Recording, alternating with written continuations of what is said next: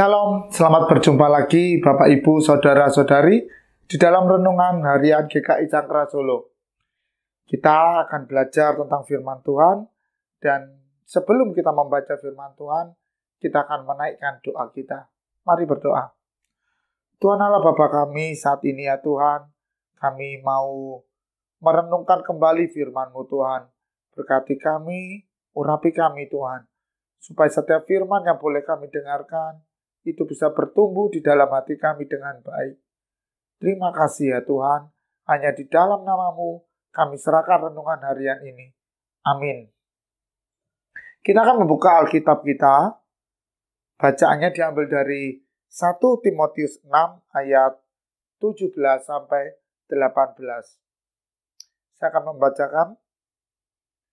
Peringatkanlah kepada orang-orang kaya di dunia ini, agar mereka jangan tinggi hati dan jangan berharap pada sesuatu yang tak tentu seperti kekayaan, melainkan pada Allah yang dalam kekayaannya memberikan kepada kita segala sesuatu untuk dinikmati.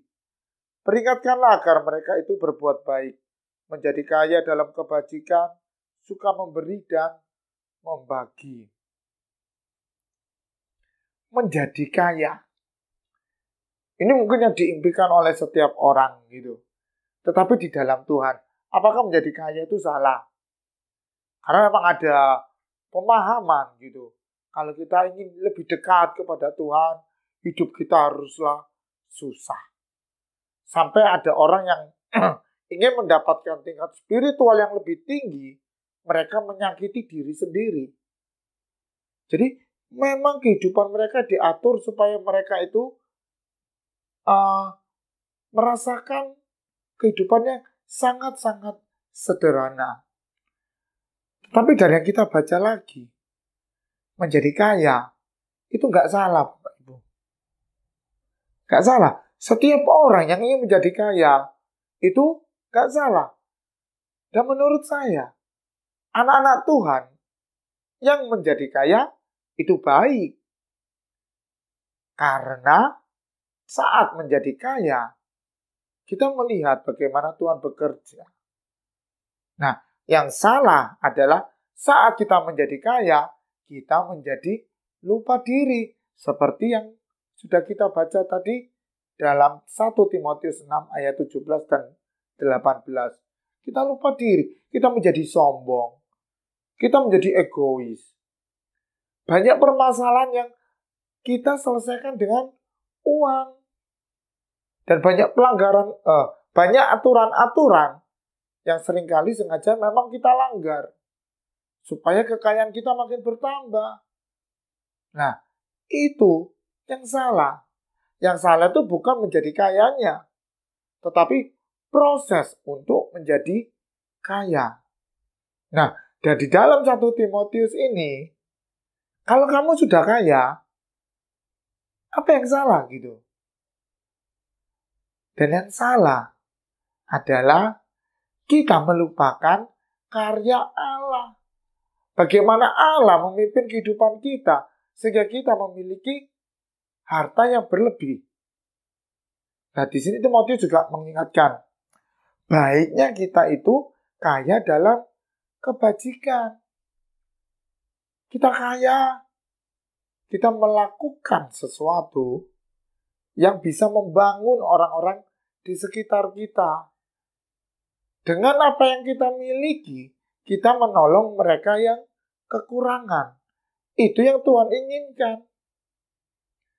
Karena bagaimanapun kita tahu, setiap berkat yang Tuhan berikan kepada kita, itu tidak semuanya untuk kita. Tetapi haruslah kita menjadi saluran berkat bagi yang jauh dan dekat. Kita seringkali mendengarkan istilah ini kan di dalam ibadah. Jadi berkat. Kalau kita merasa kehidupan kita berkelimpahan, sekali-sekali kita bilang cukup. Apakah ini memang Tuhan izinkanlah untuk aku? Atau aku harus membagikannya kepada yang lain? Nah, ini adalah pertanyaan-pertanyaan yang harus kita sampaikan kepada Tuhan. Tuhan berkat ini apakah buat untuk aku semua? Pastilah Tuhan ingin kita membagikannya. Pastilah Tuhan ingin kita itu bijak di dalam kekayaan kita. Bijak di dalam kelimpahan kita. Kita bisa membangun sebuah usaha bagi mereka yang kekurangan. Kita bisa menolong anak-anak yang sulit di dalam pendidikan. Mungkin sekarang untuk biaya pendidikan pemerintah sudah nanggung. Tetapi bagaimana meningkatkan kemampuan mereka lebih?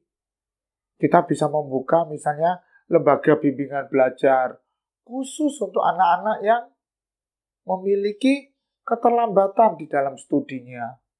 Dan mereka memiliki kekurangan untuk mau mengeluarkan biaya lebih buat guru tambahan. Kita bisa melakukan banyak hal. Kita bisa menolong generasi-generasi muda supaya mereka nanti bisa bertumbuh. Supaya mereka nanti bisa berkembang kehidupannya menjadi lebih baik. Itu yang Tuhan inginkan. Kita menjadi saluran berkat. Waktu saya mengingat lagi bagaimana meninggalnya salah satu tokoh yang saya kagumi, yaitu Mother Teresa. Di saat meninggalnya, mungkin gak banyak orang yang diundang gitu. Bahkan panitianya pun mungkin tidak mengundang kepala-kepala negara dari negara yang lain. Tetapi mereka berdatangan. Orang banyak dari berbagai negara, gak perlu diundang. Itu adalah yang luar biasa sekali. Bagaimana kebajikan bisa menggerakkan banyak orang. Bagaimana kebajikan bisa memampukan banyak orang. Ini hal yang luar biasa. Hanya diperlukan kebajikan. Dan di ayat ini dibilang adalah menjadi kaya. Jadi menjadi kaya. Menjadi kaya itu harus diupayakan. Menjadi kaya dalam kebajikan. Terus diupayakan. Setiap orang harus mengupayakan hal itu. Terus menerus. Dan itu akan menjadi pembelajaran seumur hidup kita. Mari kita Bapak Ibu terus berusaha untuk berani menjadi bajik. Seperti yang tertulis. Kadang gak harus menunggu kita menjadi kaya baru kita menjadi bajik. Dimulai dari sekarang. Setiap berkat yang sudah Tuhan kasihkan, yang sudah Tuhan percayakan, doakan itu. Tuhan, apakah ini hanya untuk aku? Pimpin aku. Berikan kemampuan supaya aku berani untuk memberi. Berani untuk berbagi. Dalam banyak hal. Kita kaya di dalam kepandaian kasih. Kaya di dalam pembuatan ide-ide, penemuan ide-ide, kasih. Itu. Apapun yang kita punya. Kasih aja. Kita akan memberkati banyak orang. Dan jika gerakan itu dilakukan di gereja kita, bayangkan. Akan menjadi kegerakan yang luar biasa. Gereja kita akan bertumbuh. Dan setiap orang-orang yang melayani Tuhan akan mendapatkan sukacita. Karena kita bersama-sama bergerak untuk membesarkan kemuliaan Tuhan di dunia ini. Mari kita akhiri dengan doa. Terima kasih ya Tuhan. Kiranya Tuhan memberikan kami terus hikmat Tuhan. Supaya kami bisa memberikan kelebihan-kelebihan kami kepada mereka yang membutuhkan Tuhan. Dan biarlah Tuhan hikmat-Mu ini tidak hanya membangun kehidupan kami pribadi lepas pribadi, tapi juga membangun orang-orang di sekitar kami Tuhan. Terus berikan kekuatan kami, supaya kami tidak merasa kekurangan terus Tuhan. Tetapi kami bisa terus merasakan bahwa penyertaan Tuhan sungguh sempurna di dalam kehidupan kami.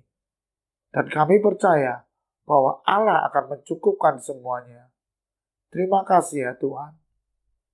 Kami juga menyerahkan hari kami ini, kami menyerahkan waktu kami. Kiranya Tuhan terus berkarya di dalam keluarga kami, pekerjaan kami, kehidupan kami, juga pelayanan kami. Terima kasih ya Tuhan. Hanya di dalam nama Tuhan Yesus kami berdoa. Amin.